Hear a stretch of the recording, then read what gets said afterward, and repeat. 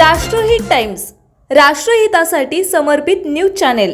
किकवी तालुका भोर येथे शेळीच्या चाऱ्यासाठी झाडावर चढलेल्या एका 23 वर्षीय तरुणाचा विजेचा तीव्र धक्का लागून मृत्यू झाल्याची हृदयद्रावक घटना शुक्रवारी दिनांक 10 एप्रिल रोजी दुपारी घडली आहे। गणेश रामय्या भंडारी वयवर्ष 23 असं मृत तरुणाचं नाव आहे। गणेश भंडारी हे शेळी पालन करून आपला उदरनिर्वाह करत होते। शुक्रवारी दुपारी शेळींच्या चाऱ्यासाठी ते झाडावर पाला तोडण्यासाठी चढले होते।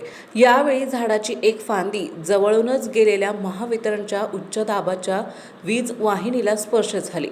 झाडातून विजेचा प्रवाह उतरल्याने गणेश यांना जोरदार धक्का लागला आणि त्यांचा जागीच मृत्यू झाला।